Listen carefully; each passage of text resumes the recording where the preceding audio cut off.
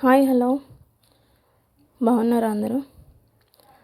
Okay friends, today topic ఏంటంటే మన వాళ్ళు చాలామంది ఆడవాళ్ళు ఏం చేస్తూ ఉంటారంటే, ఆడవాళ్ళు ఒక వయసులోనే కాదు పిల్లలకు కూడా అలవాటు ఉంటుంది.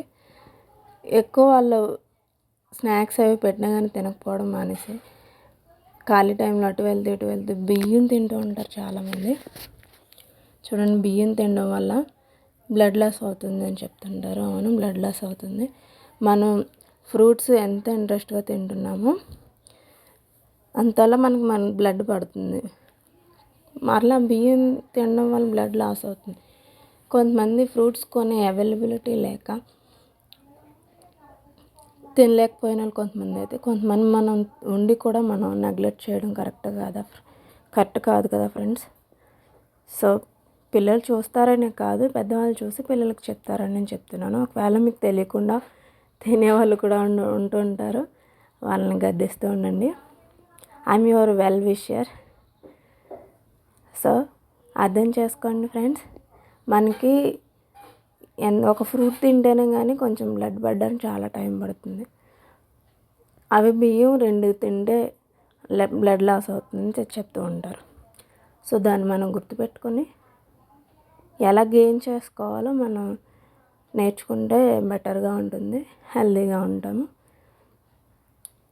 బాగుంటుంది.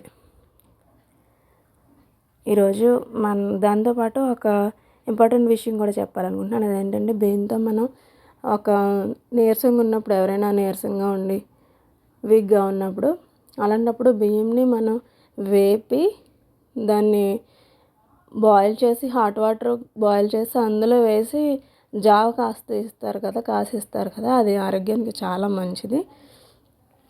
అలా చేయడం వల్ల వాళ్ళకి నీరసం త్వరగా తగ్గుతుంది. వాళ్ళకి ఆ టైంలో అన్నం తినలేరు కనుక అలా జావ పెట్టేయడం వల్ల వాళ్ళకి రిలీఫ్గా ఉంటుంది, త్వరగా డైజెషన్ అవుతుంది, బాగుంటుంది, ఫ్రీగా ఉంటుంది.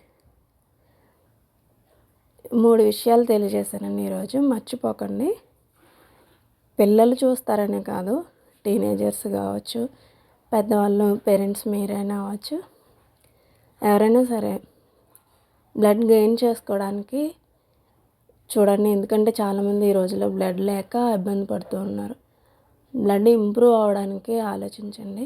వీలైనంత మట్టుకు ఇలాంటివి తినడం, బియ్యం మామిడి బదులు ఎండబెట్టినవి అలాంటివి అవాయిడ్ చేయడం బెటరు.